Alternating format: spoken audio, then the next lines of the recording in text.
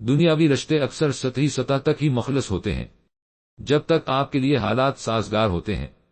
ہر کوئی آپ کو عزیز رکھتا ہے، آپ کے قریب ہوتا ہے، مگر جیسے ہی ہوائیں الٹی سمت چلنا شروع ہوتی ہیں تو انسان کے پاس سائے کے علاوہ کچھ نہیں بچتا۔ مشکل حالات ہی واضح کرتے ہیں کہ کون کس حد تک مخلص ہے۔ الٹی سمت چلنے والی ہوائیں دوستوں، رشتہ داروں کے ساتھ ساتھ اکثر خونی رشتوں کو بھی اڑا لے جاتی ہیں، اور انسان کو وحشت ناک خاموشی اور اکیلے پن میں تنہا لڑنا پڑتا ہے۔ عامل کو دوسرے شہر منتقل ہوئے 3 دن ہو چکے تھے۔ حالات کی ستم ظرفی یہ کہ شروع میں عامل اور تراب کو چھپ چھپ کر ملنے کا موقع فراہم کرنے والی اکلوتی خالہ ارم نے بھی عامل کو اس شرط پر رکھا تھا کہ جب تک عامل یہاں رہے گی، تراب یہاں نہیں آ سکتا، اور نہ ہی عامل اپنے پاس کوئی موبائل رکھ سکتی ہے۔ اب اس سب میں اس کا بھی کیا قصور؟ وہ سسرال کے ساتھ ایک مشترکہ خاندانی نظام میں تھی۔ سسرال والوں کے 100 سوال ہو سکتے تھے، اور ویسے بھی آج کون خود کو خطرہ میں ڈال کر کسی کی مدد کرتا ہے؟ سطحی دعویٰ تو سب ہی کرتے ہیں، مگر جب وقت آتا ہے تو وہ دعویٰ ریت کی دیوار ثابت ہوتے ہیں۔ بظاہر عامل ذہنی سکون کے لیے یہاں آئی تھی، مگر تراب سے ملے بغیر بات کے بغیر عامل کے لیے ذہنی سکون کا تصور بھی کیسے ممکن ہو سکتا تھا؟ پچھلے 5 سالوں میں شاید ہی کوئی دن ایسا ہو جس دن عامل کی ملاقات تراب سے نہ ہوئی ہو، اور شاید کوئی دن ایسا ہو کہ جس دن فون پر بات نہ ہوئی ہو۔ ہاں، ان ملاقاتوں، ان باتوں کا دورانیہ مختلف ہو سکتا تھا، کبھی 2 منٹ، 10 منٹ، 50 منٹ، 2 گھنٹے، یا کبھی 4 گھنٹے۔ عامل کو تراب کی ایک عادت سی تھی، خاموش بیٹھے فون کان کو لگائے رکھنا اور گھنٹوں تراب کو سنتے رہنا۔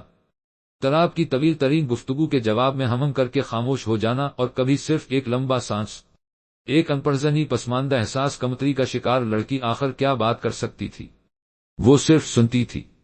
ارم ایک 32 سالہ عورت تھی، اور اپنے سسرال کے ہمراہ ایک 4 مرلے کے گھر میں رہائش پذیر تھی، جس میں 3 کمرے تھے۔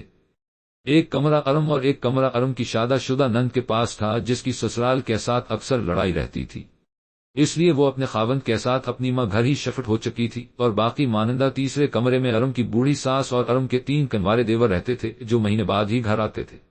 ارم کی ساس ایک شکی مزاج اور چالاک عورت تھی، گھر میں سب اس کو ماں جی ہی کہتے تھے۔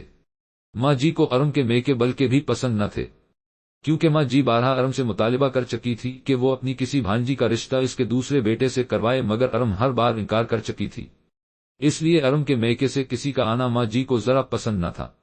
وہ الگ بات ہے کہ اس کی اپنی بیٹی کبھی سسرال گئی ہی نہیں۔ عامل پچھلی 2 راتیں تو ماں جی کے کمرے میں گزار چکی تھی، مگر آج ارم کے دیوار گھر واپس آ چکے تھے، اس لیے عامل کا بستر آج خالہ کے کمرے میں ہی تھا۔ خالہ، وہ تراب کا فون آیا کیا؟ عامل نے ہچکچاتے ہوئے پوچھا تھا، اور پھر انجان بنتے ہوئے دوسری طرف دیکھنے لگی، جیسے اس نے کچھ پوچھا ہی نہ ہو۔ ارم نے ایک نظر موبائل پر ڈالی، جہاں مس کالز اور میسیجز کا ایک سیلاب تھا۔ نہیں عامل، شاید وہاں کوئی سگنلز کا مسئلہ ہوگا۔ عامل خاموش ہو کر رہ گئی۔ وہ ارم کی مجبوری بھی سمجھتی تھی، اور اپنی اداسی بھی۔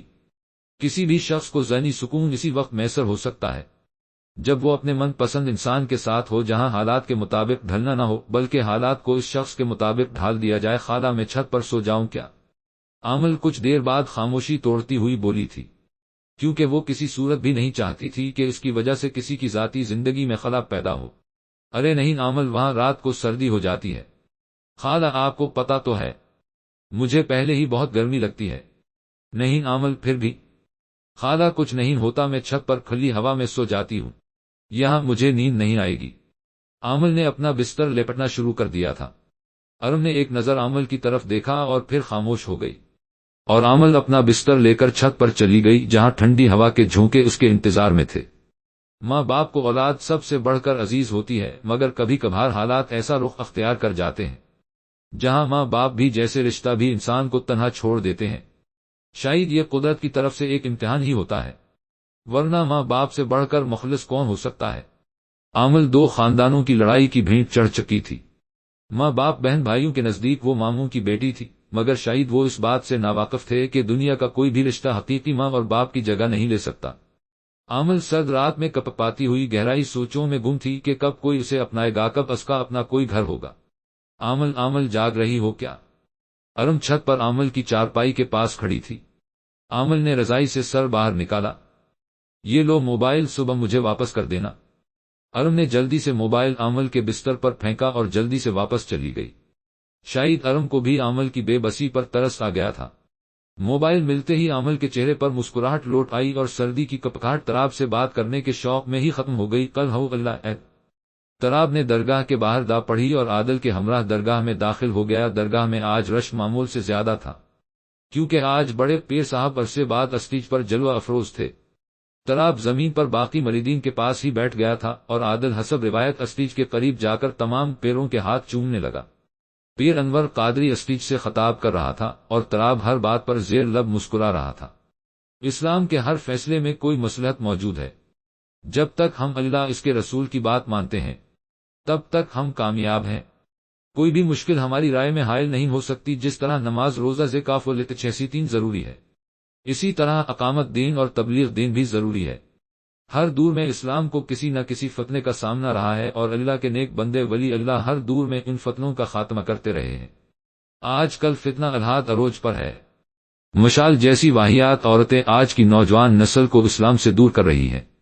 ایسے سوال اٹھاتی ہیں کہ جن کا تصور بھی انسان کو اسلام سے باہر کر دیتا ہے، اور ہم بھی بھیڑ بکریوں کی طرح ان کے پیچھے چلتے جا رہے ہیں۔ کتنی بار ہم آپ کو سمجھا چکے ہیں کہ لڑکیوں کو تعلیم دلوانے کی کیا ضرورت ہے۔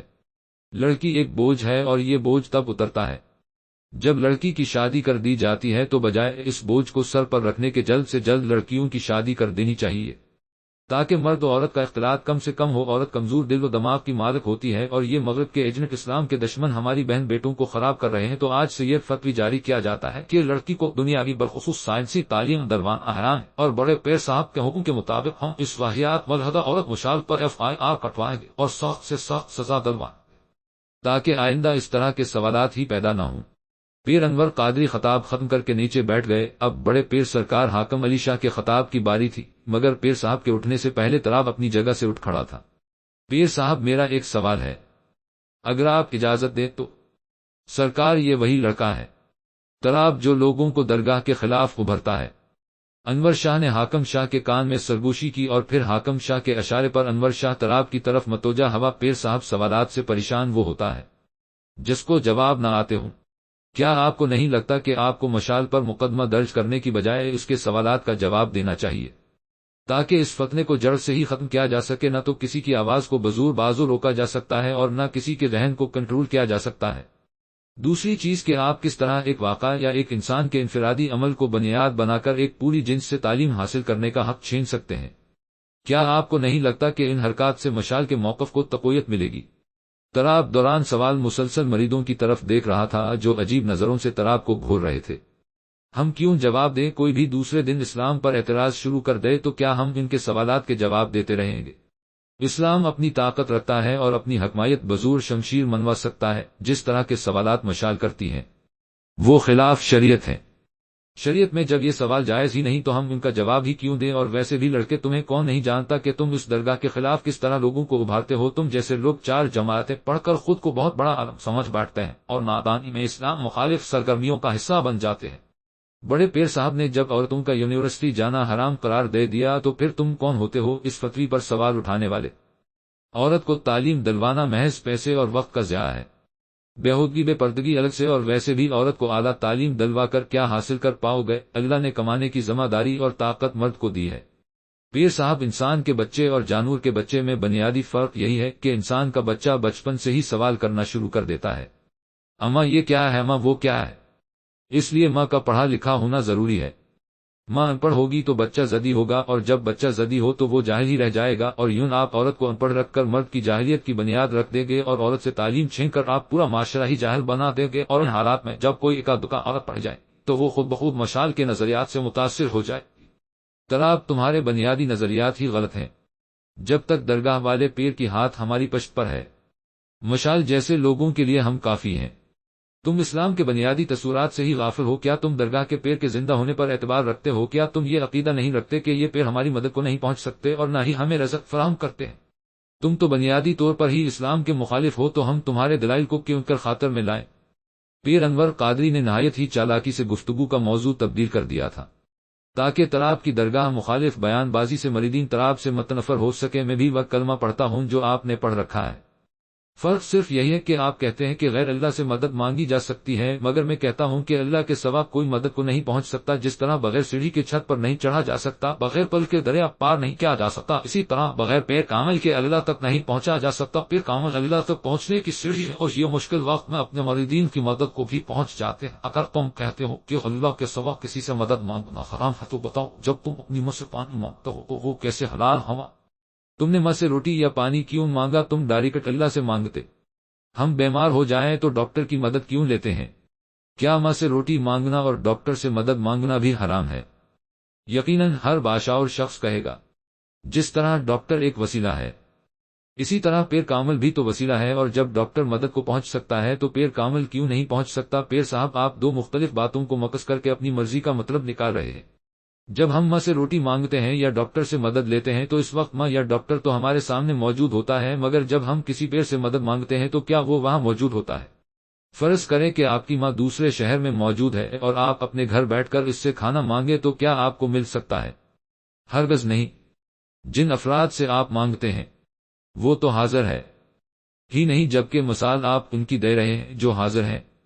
غائب میں مدد صرف اللہ سے مانگی جائے گی اور اللہ ہی مدد کو کر سکتا ہے۔ اگر آپ کہتے ہیں کہ نہیں، غائب میں اللہ کے علاوہ بھی کوئی مددگار ہے، تو یہ میرے ہاتھ میں ایک چاکلیٹ ہے، آپ اپنے غائب مددگار کو پکارے کہ وہ یہ چاکلیٹ غائبانہ مدد سے میرے منہ میں ڈال دے۔ پیر انور قادری تراب کے اس سوال پر خاموش نظروں سے پیر حاکم شاہ کی طرف دیکھنے لگا، کیونکہ انور شاہ کے پاس اس کا کوئی جواب نہیں تھا۔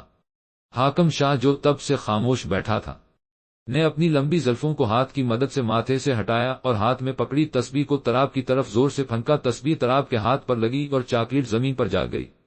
حاکم شاہ راب دار آواز میں بولا کہ اگر مدد کا معیار یہی ہے تو اللہ سے مدد مانگ کہ چاکلیٹ واپس تیرے ہاتھ میں آ جائے۔ اگر اللہ مدد کرتا ہے تو غائبانہ طریقے سے چاکلیٹ واپس اپنے ہاتھ میں منگوا کر دیکھا، میں تم چاکلیٹ کھلا کر دیکھتا۔